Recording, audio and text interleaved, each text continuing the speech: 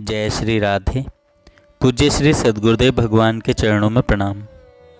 आज पूज्य श्री स्वामी राम सुखदास जी महाराज कहते हैं, भगवान की कृपा से जो काम होता है वह अपने बल बुद्धि से कभी नहीं होता, परंतु जब तक अपना बल पूरा ना लगा दें तब तक भीतर से असली प्रार्थना नहीं होती। कारण कि अपना बल पूरा लगाने से जब अपने में निर्बलता का अनुभव होने लगता है तब अपने बल का भरोसा छूट जाता है, और अपने बल का भरोसा छूटने से ही असली प्रार्थना होती है। अपनी बुद्धि कुंठित हो जाए, अपनी युक्तियाँ, अपना उद्योग सब फेल हो जाए, ऐसे समय में असली प्रार्थना होती है। नहीं तो अपने बल आदि के अभिमान का अंश रहने से नकली प्रार्थना होती है। नकली प्रार्थना से काम नहीं होता। जो लोग कहते हैं कि हमने प्रार्थना की पर कुछ नहीं हुआ, तो वास्तव में उनसे असली प्रार्थना हुई ही नहीं। प्रार्थना की नहीं जाती, प्रत्युत भीतर से निकलती है, अर्थात स्वतः होती है। अगर भीतर से असली प्रार्थना हो तो तत्काल काम होता है। जब अपने बल का, योग्यता का, पद का, विद्या का, बुद्धि का, वर्ण का, आश्रम का, संप्रदाय का कोई ना कोई सहारा रहता है, तब न तो असली प्रार्थना होती है और न असली शरणागति ही होती है। कारण कि अपने बल, योग्यता आदि का सहारा रहने से अहंकार बना रहता है, और जब तक अहम है तब तक असली प्रार्थना और असली शरणागति नहीं होती। असली प्रार्थना और असली शरणागति के बिना काम नहीं होता। अपने में सर्वथा निर्बलता का अनुभव हो जाए तब असली प्रार्थना और असली शरणागति होती है। सुनीरी मैंने निर्बल के बलराम। निर्बलता का अर्थ यह नहीं है कि हमारे शरीर निर्बल हो जाए, शरीर में शक्ति न रहे, हम बीमार हो जाएं। निर्बलता का अर्थ है अपने बल से निराश हो जाना, अपने बल का किंचित मात्र भी सहारा, भरोसा या अभिमान न होना। बुद्धि बल, मनोबल, धन बल, तन बल, बाहुबल, विद्या बल आदि सबसे निराश हो जाए और भगवत प्राप्ति की तीव्र आशा हो जाए, तब प्रार्थना तत्काल काम करती है। अपने बल की आशा रहे और भगवत प्राप्ति से निराश हो जाए तब प्रार्थना काम नहीं करती। ऐसा कोई भी असंभव काम नहीं है जो भगवान की प्रार्थना से संभव न हो जाए। कारण कि भगवान का बल अपार है, असीम है, अनंत है। भगवान के बल का वर्णन शब्दों में कोई भी नहीं कर सकता।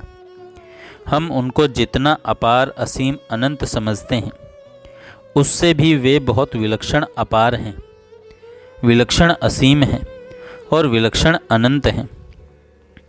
अपार, असीम और अनंत शब्द तो सापेक्ष हैं, अर्थात पार की अपेक्षा अपार है, सीमा की अपेक्षा असीम है, अंत की अपेक्षा अनंत है।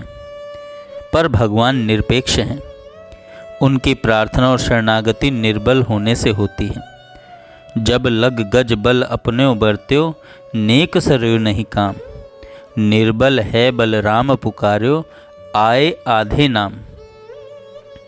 एक भगवान के सिवाय किसी का आश्रय ना रहे, एक भरोसो, एक बल, एक आस विश्वास, एक राम घनश्याम हित चातक तुलसीदास।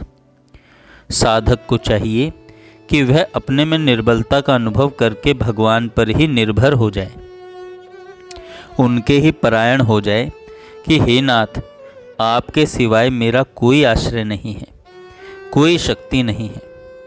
ऐसा होकर निश्चिंत हो जाए तो तत्काल काम होता है, जबकि अपनी साधना के बल से वर्षों तक काम नहीं होता। इसमें एक मार्मिक बात यह है कि अपनी शक्ति तो पूरी लगानी चाहिए, पर आश्रय भगवान का ही रखना चाहिए। इसलिए गीता जी में कहा है, जरा और मरण से मोक्ष पाने के लिए जो मेरा आश्रय लेकर यत्न करते हैं, वे उस ब्रह्म को, संपूर्ण आध्यात्म को और संपूर्ण कर्म को भी जान जाते हैं। साधक यत्न तो करें, पर भरोसा यत्न पर न रखकर भगवान पर रखें। जैसे भगवान ने बाएं हाथ की छोटी उंगली के नख पर गोवर्धन पर्वत को उठा लिया और ग्वाल बालों से कहा कि सब अपनी अपनी लाठी लगाओ। सबने अपनी लाठियां लगा दी, पर उनके मन में यह भाव आया कि हम सब ग्वाल बालों ने अपनी लाठियों से सहारा लगाया है, तभी पर्वत ठहरा है। उनके मन में ऐसा भाव आने पर भगवान ने उनके बल का अभिमान दूर करने के लिए अपनी अंगुली को थोड़ा सा नीचे किया, तो सब चिल्लाने लगे कि अरे दादा, मरे मरे। भगवान के द्वारा ऐसा करने का तात्पर्य था कि तुम अपना बल तो लगाओ, पर आश्रय अपने बल का मत रखो। तत्परता तो पूरी हो, पर अपने बल का अभिमान न हो। इसलिए भगवान ने अर्जुन से कहा, निमित्त मात्रम भव सव्यसाचिन। हे सव्यसाची, तुम निमित्त मात्र बन जाओ। निमित्त मात्र बनने का अर्थ है कि अपनी शक्ति तो पूरी लगाओ, पर अपनी शक्ति का किंचित मात्र भी भरोसा मत रखो। थोड़ा सा काम कर देना निमित्त मात्र बनना नहीं है। अर्जुन दोनों हाथों से बाण चलाते थे। वे दाएं हाथ से बाण चलाकर जैसा निशाना मारते थे, वैसा ही निशाना बाएं हाथ से बाण चलाकर मारते थे। इसलिए अर्जुन का नाम सव्यसाची था। भगवान अर्जुन को सव्यसाची संबोधन देकर यह कहते हैं कि तुम अपनी पूरी शक्ति लगाओ, पर मन में यह बात मत रखो कि मेरे बल से, मेरी विद्या से काम हो जाएगा। जो कुछ होगा मेरी कृपा के बल से होगा। इसलिए भगवान की कृपा का आश्रय लेकर प्रार्थना की जाए तो भगवान की अपार विलक्षण शक्ति तत्काल काम करती है। रामचरितमानस में आया है, मस्कहि करई बिरंचि प्रभु, अजहि मसक ते हीन। तात्पर्य है कि भगवान असंभव को संभव और संभव को असंभव बनाने में सर्वथा समर्थ हैं। उनमें किसी तरह की असामर्थ्य नहीं है। वे सब तरह से पूर्ण हैं। जो भगवान को पुरुषोत्तम जानता है वही सर्वज्ञ होता है। संसार की बहुत सी बातें जानने से मनुष्य सर्ववित्त नहीं होता। भगवान की शक्ति अपार, असीम, अनंत, अगाध है। ऐसा जिसका दृढ़ विश्वास है वह सब प्रकार से भगवान का ही भजन करता है। उसकी दृष्टि भगवान के सिवाय दूसरी तरफ जाती ही नहीं। भगवान के सिवाय और किसी का कोई सहारा नहीं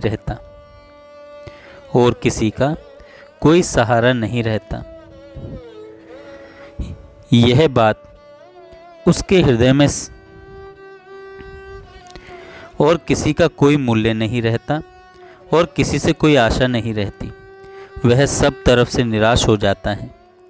मैं अपने बल से कर लूँगा, यह बात साधक के हृदय से सदा के लिए उठ जाती है। ऐसी स्थिति में असली शरणागति होती है, असली प्रार्थना होती है। और भगवान कहते हैं, सर्वधर्मान परित्यज्य मामेकम शरणम व्रज, अहम त्वा सर्व पापेभ्यो मोक्षयिष्यामि मा शुचः। संपूर्ण धर्मों का आश्रय छोड़कर तू केवल मेरी शरण में आ जा, मैं तुझे संपूर्ण पापों से मुक्त कर दूंगा। तू चिंता मत कर।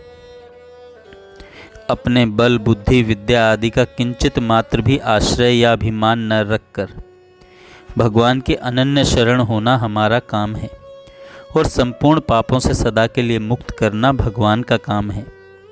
कारण कि हम ही भगवान से विमुख हुए हैं। भगवान हमारे से कभी विमुख नहीं हुए। अगर हम अनन्य भाव से भगवान के शरण हो जाएं, तो फिर भगवान की शक्ति से बहुत जल्दी तथा सुगमता से कल्याण हो जाएगा। इसीलिए भगवान आश्वासन देते हैं कि मेरी शरण में आने से मैं संपूर्ण पापों से, दुखों से, बंधनों से मुक्त कर दूंगा। फिर तुम चिंता क्यों करते हो? फिर तुम चिंता क्यों करते हो। जय श्री राधे। जय श्री राधे। पूज्य श्री